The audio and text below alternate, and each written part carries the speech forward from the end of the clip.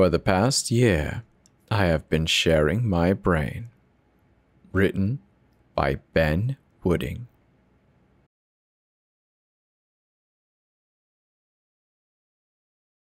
$250.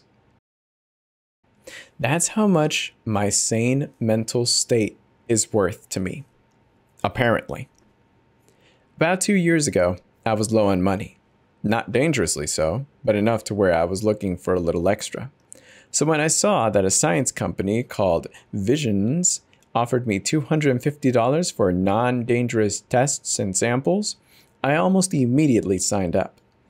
I had to go to a random small building in my city. It's one that I pass all the time, but I never really take notice of. I occasionally see the doctors and people inside. I think it's just a generic building for businesses to rent out for a day. It was my first time inside. It consisted of just 2 rooms. The larger room that you enter into was full of chairs. The door I walked through was propped open, and on the opposite wall was another door closed. There were only 3 other people when I sat down. I took a seat and waited. I thought that I had gotten off pretty well. I expected to be there for like at least an hour, probably closer to 2 hours, but after 10 minutes of waiting, the closed door opened and my name was called. I made my way to the smaller of the 2 rooms. It felt very medical. There was a desk and a man sitting behind it, and a woman sat in the corner of the room. Next to the desk was a box of smaller boxes, and one was labeled gloves and another one syringes. I didn't look closely at the other labels before the man spoke to me. Please, take a seat. Do you have any questions? Do you need a glass of water? I hope we didn't keep you waiting for too long. I sat across from him in this clearly cheap fold-away desk. Despite not signing up, claiming to be non-dangerous, I still asked, "Is this going to be dangerous?"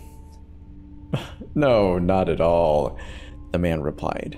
"Though with that being said, there are a few legal things we need to look over."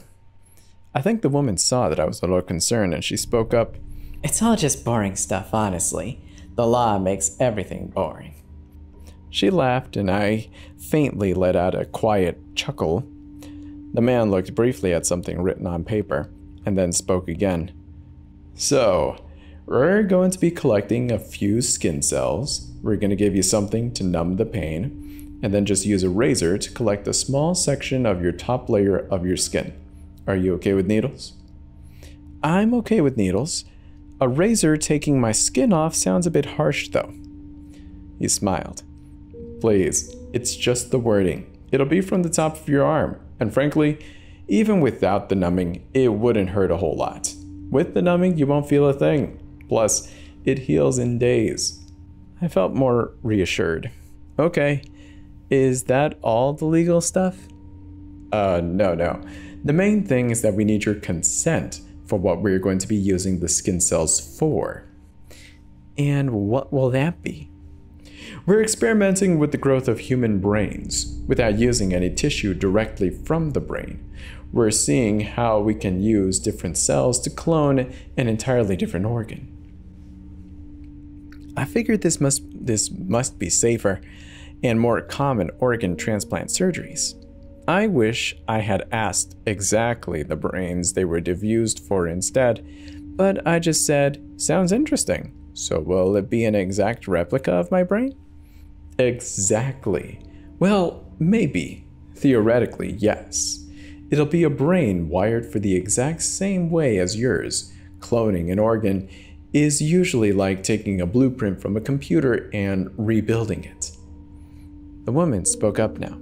"Except in our case, we aren't taking the exact blueprint for that exact computer. It's more like we're taking a different blueprint from the same library and using it to figure out other blueprints." I was a little confused, but confident enough to understand my surroundings. I think I get it. Because you're not using my actual brain cells, you're using my skin cells to predict what my brain cells are like." "He gets it," the woman said while cheering. The man laughed and pretended to celebrate too, but the atmosphere had been lifted greatly and I'd been given a contract to sign. Within 5 minutes, it was over, and I was out with my money. Within an hour, I could feel my arm again, and the area of the skin that they shaved off only stung a little. Within a week, it was completely healed, and it was as if I had never been. After that, months went past. A whole year went past. I hardly ever thought about my time donating those skin cells. Once or twice, I told the story about it to my family and friends, and some of them thought it was odd. A year ago, that's when the thoughts began. Thoughts in my head that weren't my own. The thing is, these weren't bad thoughts. They were really annoying though. They were just thoughts that felt separate from mine, but kept happening in my own head all the time. The thoughts weren't clear. I couldn't make them out. I could just feel my brain faintly working in the background, a feeling I don't quite think I could ever describe in a way that could capture for anyone else. Focusing on the thoughts didn't help. It just hurt.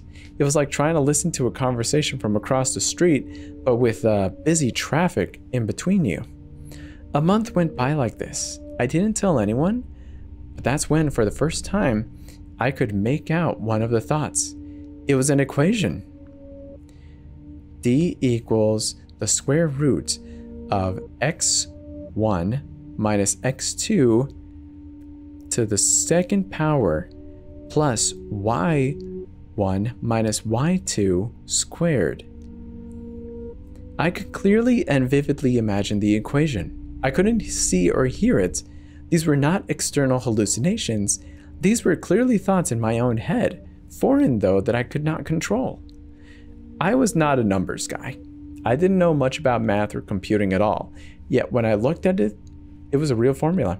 It calculates the distance between 2 points. I was convinced that I had never heard or seen this equation in my life, but I calmed myself down. I wasn't having visions. No, I must have learned that back in school, and it's gone to the back of my mind. I was wrong.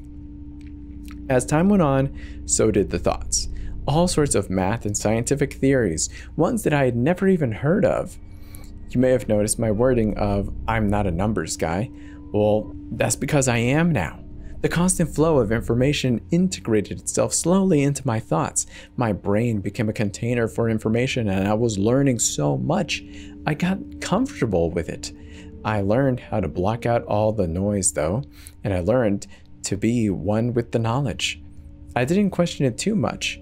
I know that seems odd, but once it started helping me, I just didn't care anymore.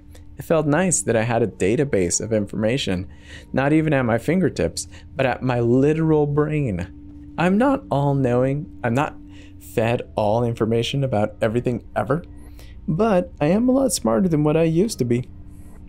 Then came voices. The voices were shocking. I woke up about 3 months ago, and I could hear the voices of people talking. Only every now and then, it wasn't constant. But I remember so vividly the first things I heard two people talking. I wonder if it's a coincidence. Of course it is. It might not understand us yet, but it's certainly conscious. I guess we'll have to find out how much it understands us when we hook it up completely. The other ones were... The last sentence got quieter with each word and was interrupted by the sound of a door slamming shut. These voices occurred multiple times a week, usually a weekday. Saturday, Sunday were rare, but it happened. It was almost always people talking about vague, cryptic nonsense. Some random sentences I remember are, "Fourth dimension is going to be the end of us before we can utilize it, I swear. Do you think anyone in Sonder has figured anything out? We got another one from Beyond Perception. It's becoming more frequent." I've been trying to piece this all together. I can't. I'm missing too much of the puzzle to even try. But just last week, I got another piece. I dreamt that I was in a jar full of water. I couldn't move or look around. My vision was fixed in place, but I could see other jars nearby, 3 of them with a brain inside. After minutes of staring at this, a woman came into my field of view. The same woman that had been sitting in the corner of that skin cell donation room. This was the first time that it clicked what had happened. I had been understanding the thoughts and perception of my cloned brain. The other brain jars had wires sticking to them. I couldn't look up, but I could only assume mine did too. My best guess is that they cloned my brain and are trying to use it as some sort of computer. No, as a computer to calculate equations and understand the world better than any human. They just didn't expect some of the information to leak back to the source. It was around this point that I jolted away from my shock.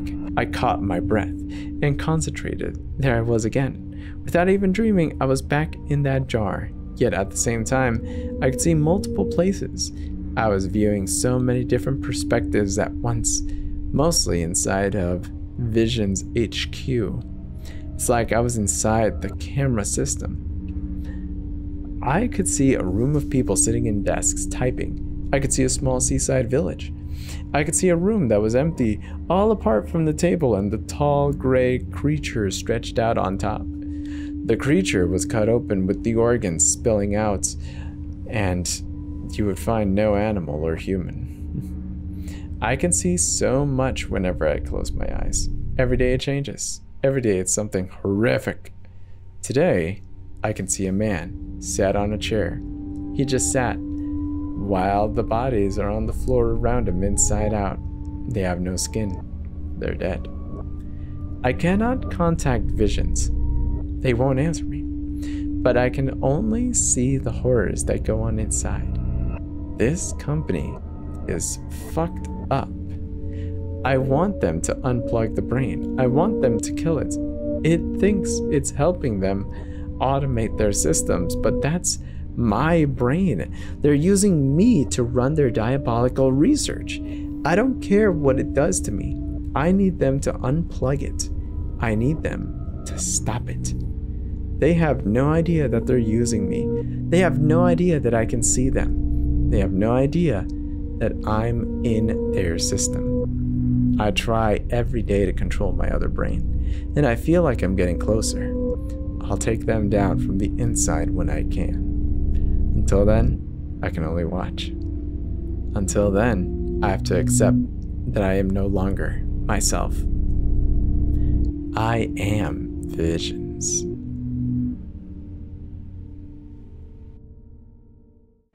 That was, for the past year, I have been sharing my brain. Written by Ben Wooding.